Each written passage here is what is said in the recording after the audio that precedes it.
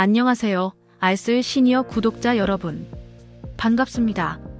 오늘 영상은 우리 시니어 여러분들의 소중한 자산을 지키기 위한 아주 중요한 정보입니다. 바로 최근 기승을 부리고 있는 통장 묶기 사기 피해와 그 대처법에 대해 자세히 알아보겠습니다.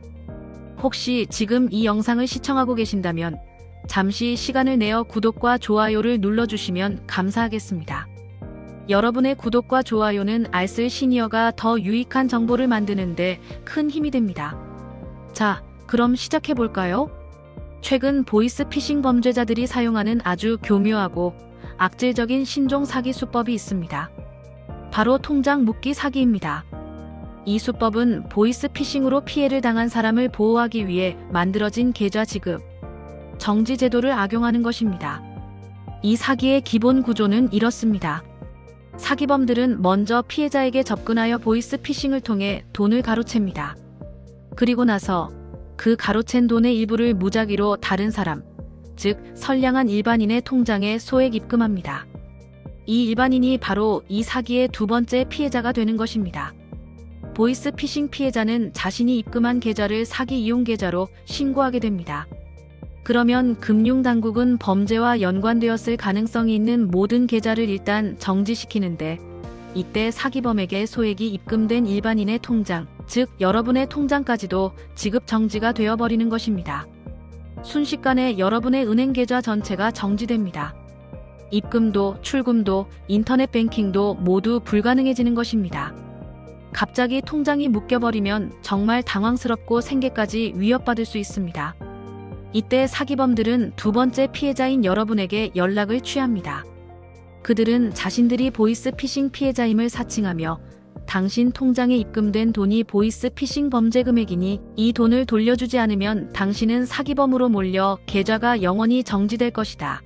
당신이 피해자와 합의해야만 계좌 정지를 풀 수 있다는 식으로 협박합니다. 결국 계좌 정지를 빨리 풀고 싶은 마음에 두 번째 피해자는 사기범들의 요구대로 금전을 추가로 송금하는 또 다른 피해를 입게 됩니다. 이것이 바로 통장 묶기 사기의 전형적인 수법입니다. 내가 잘못한 것도 없는데 한순간에 계좌가 묶이고 돈까지 뜯기는 억울한 상황에 처하게 되는 것입니다. 이러한 통장 묶기 사기 피해를 예방하고 만약 피해를 당했을 때 신속하게 대처하는 방법을 아는 것이 중요합니다. 예방책부터 자세히 살펴보겠습니다. 첫 번째, 계좌번호 노출을 최소화해야 합니다. 사기범들은 무작위로 계좌번호를 확보하여 소액을 입금합니다. 온라인 쇼핑몰이나 중고거래 사이트 등에 불필요하게 계좌번호를 노출하는 것을 최대한 자제해야 합니다. 특히 SNS, 즉 소셜 네트워킹 서비스나 블로그 등의 계좌 정보를 공개하는 것은 매우 위험합니다. 두 번째, 모르는 사람과의 금융거래는 절대 피해야 합니다. 출처가 불분명한 사람으로부터 이유 없이 입금된 돈이 있다면 절대로 함부로 인출하거나 사용해서는 안 됩니다. 세 번째, 가족 간의 긴급 연락망과 가족 암호를 미리 설정해 두는 것이 좋습니다. 보이스피싱 사기범들은 가족을 사칭하여 급하게 돈을 요구하는 경우가 많습니다. 가족들만 아는 특별한 암호를 미리 만들어 두면 상대방이 사기범인지 아닌지 진위 여부를 빠르게 확인할 수 있습니다. 다음은 이미 통장 묶기 피해를 당했을 때의 신속하고 안전한 대처법입니다. 무엇보다 중요한 것은 침착함과 신속함입니다. 첫 번째, 절대 사기범의 협박에 응하지 마십시오. 통장 묶기를 해제해주겠다며 돈을 요구하는 연락을 받더라도 절대 돈을 보내서는 안 됩니다.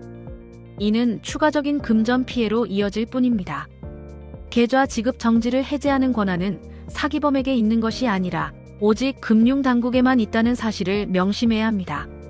두 번째, 즉시 금융감독원에 이의를 제기해야 합니다.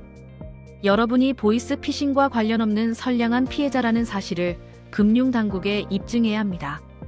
각 금융기관이나 금융감독원 국번 없이 1332에 전화하여 채권 소멸 절차에 배제, 신청 또는 이의 제기를 신속하게 진행해야 합니다.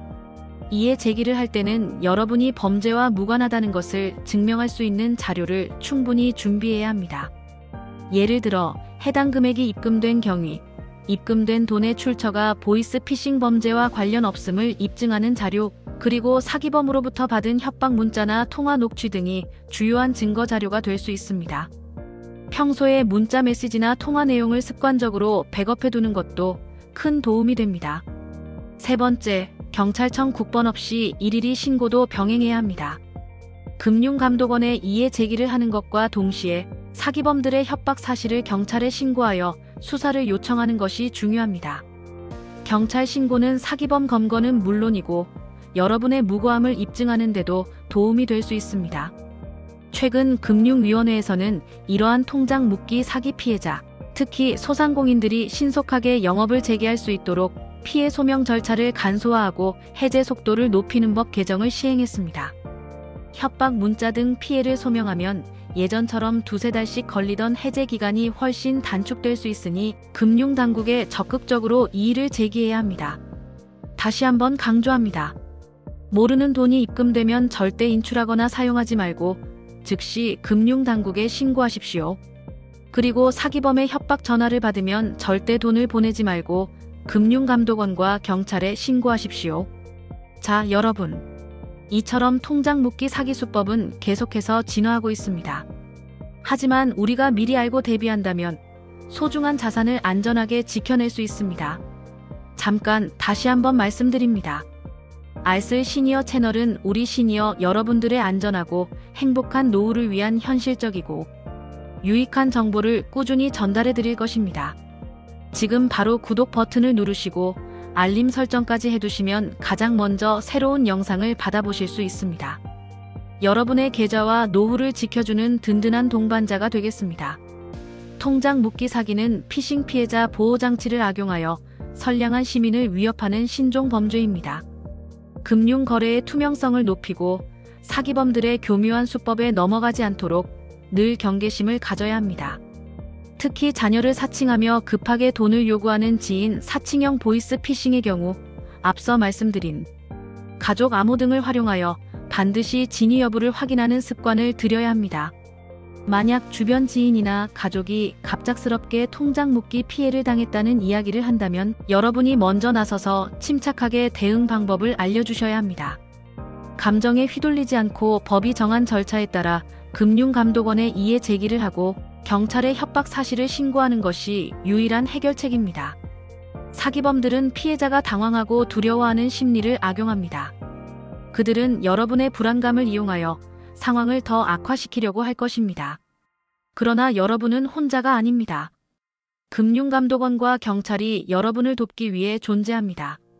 두려워하지 말고 전문가들의 도움을 받으세요. 오늘 영상에서 다룬 내용을 숙지하시고 주변에도 널리 알려주셔서 모두가 통장 묶기 사기 피해로부터 안전해질 수 있기를 바랍니다. 우리의 작은 노력이 누군가의 노후를 지켜주는 큰 힘이 될 수 있습니다.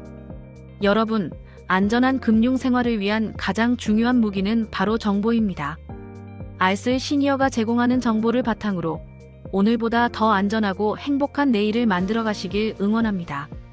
혹시 통장 묶기 외에 다른 궁금한 금융 사기 유형이나 대처법이 있다면 댓글로 남겨주십시오. 다음 영상에서 여러분의 궁금증을 해결해 드리겠습니다. 오늘 영상이 도움이 되셨기를 바라며 다음에도 꼭 필요한 정보로 다시 찾아뵙겠습니다. 감사합니다. 자료 출처로는 금융감독원 파인, 경찰청, 금융위원회, 은행연합회 소비자 포털, 한국경제, 신문, 한국일보 등입니다. 감사합니다.